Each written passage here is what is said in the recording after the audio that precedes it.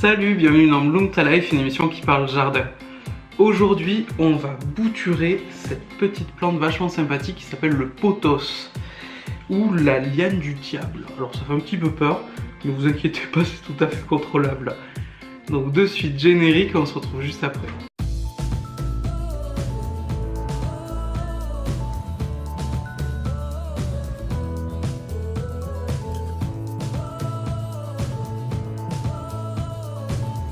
Pour ceux qui ne le connaissent pas, le pothos ou la liane du diable est une plante très facile de culture.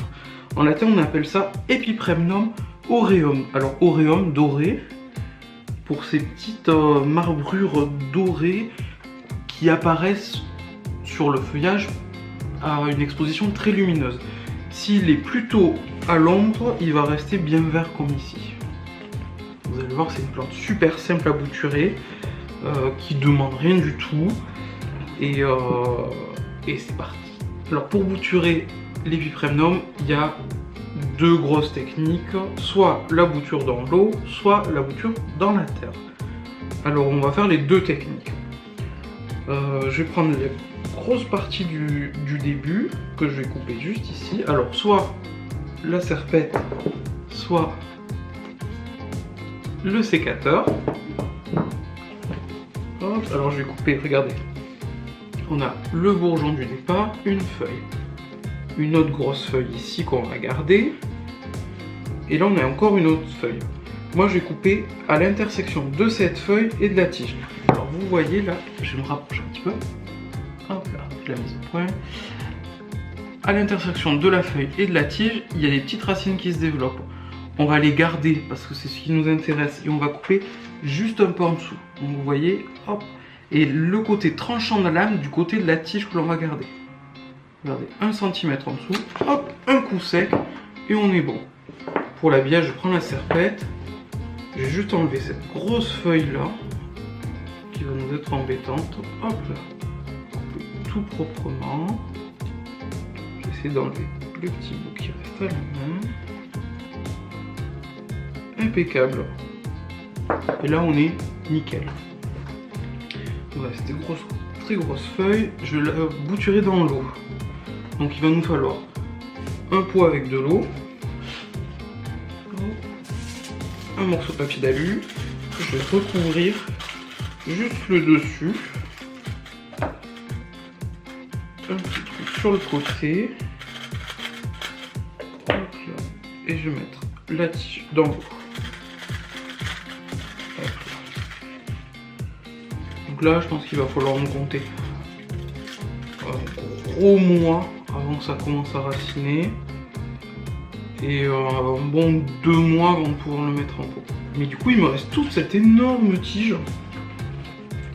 que je vais redécouper plus court parce que du coup, la plante, elle n'est pas tout à fait harmonieuse et que je veux quelque chose un peu plus trapu et d'un peu plus développé sur le dessus.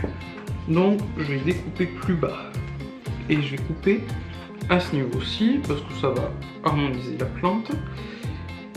Et je vais couper une feuille au-dessus de l'endroit où je veux que ça se ramifie. Pour cette plante, ça marche comme ça. Je vais découper à cet endroit-là parce que je veux que ça se ramifie ici. Donc pareil, le côté tranchant du côté de la plante que l'on garde. Je mets au-dessus, à peu près 1 cm, pas plus, et je coupe net. Hop là. La plaie est nette, il n'y aura pas de développement de maladie. Et regardez, je vais avoir une plante qui est bien équilibrée de partout et qui va pouvoir se développer correctement. Donc il me reste cette énorme tige. Donc je sais que le sens de pousse il est comme ça. Et je vais d'abord commencer par le point le plus haut. C'est ce qui reprend le mieux. Donc regardez, hop, pareil, la lame côté de ce qu'on garde, ça je l'enlève parce que c'est la partie de tout à l'heure. Hop, et je vais tailler à 1, 2, 3 feuilles et je vais tailler sous cette troisième feuille.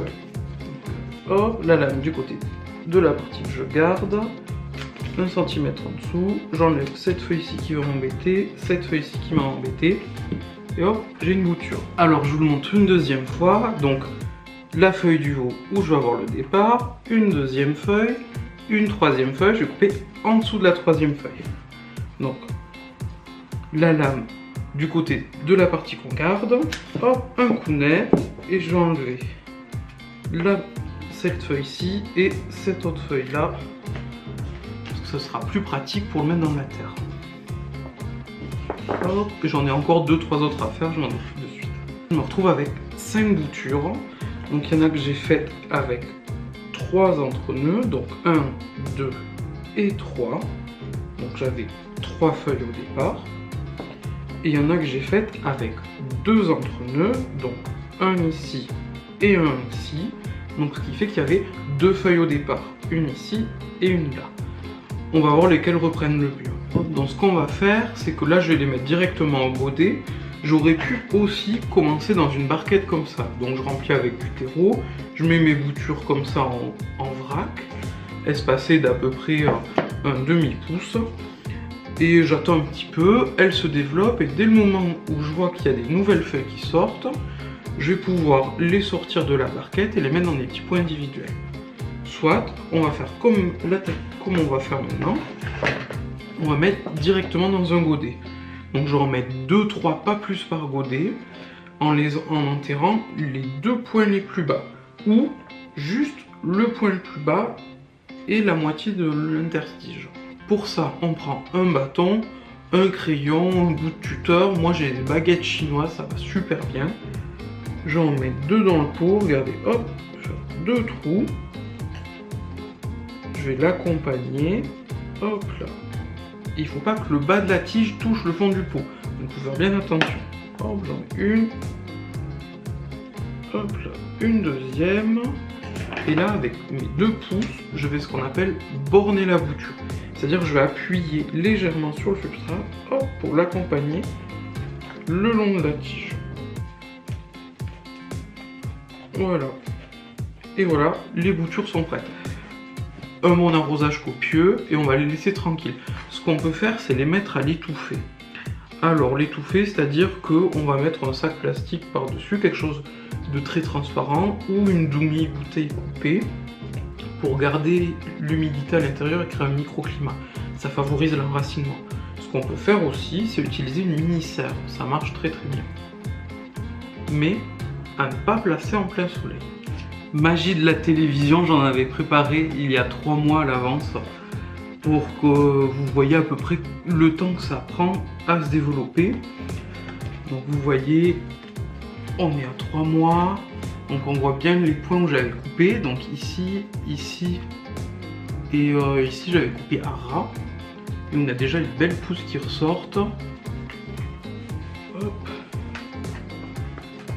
Je vais le mettre au-dessus de la soucoupe pour pas faire tomber le terreau partout. Et regardez. Vous voyez ces belles racines. C'est magnifique. Donc là ils peuvent rester encore un bon mois dans ce pot là. Et une fois qu'ils auront pris déjà un peu plus d'ampleur, je les rempoterai dans un pot plus gros. Et un petit peu d'engrais de temps en temps, mais pas trop, parce que si on lui donne trop d'engrais, elle va avoir tendance à se développer de trop. Et c'est bien, hein, mais le problème c'est qu'on va avoir du mal à la contenir du coup. Donc pas trop d'engrais. Et c'est une plante super simple à vivre, qui supporte le soleil, qui supporte l'ombre. Donc pour les appartements pas trop éclairés, c'est une bonne plante. On peut la faire grimper contre un mur, on peut la faire retomber comme je fais moi. On peut la faire pousser sur un cône en fibre de coco. Donc c'est un truc qui se faisait beaucoup dans les années 70, ça se perd un peu, mais j'ai l'impression que ça revient à la mode. Donc si votre grand-mère en a un qui traîne, vous pouvez lui demander gentiment, elle vous donnera sûrement. Et voilà, quoi dire de plus, une plante géniale. Quasiment pas de maladie à part des araignées rouges. Donc faire attention à brumiser de temps à autre, surtout l'hiver, où l'air va être assez sec dans l'appartement à cause du chauffage. Et sinon rien de plus, hein, vraiment très simple. Un bon déboussiérage de temps en temps, ça fait pas de mal. Ne comptez pas de floraison sur ce type de plante. C'est assez peu intéressant et c'est assez long à venir. Donc cette vidéo est maintenant terminée, merci de l'avoir suivie. Si elle vous a plu, n'hésitez pas comme toujours à mettre un like, à commenter, à la partager. C'est grâce à vous que la chaîne grandit. Donc merci infiniment. Si vous avez des envies de vidéos, besoin de conseils, n'hésitez pas à le mettre en commentaire, ça me fera toujours plaisir et je les prendrai en compte. Et à très bientôt dans un prochain épisode de Bloom Ta Life.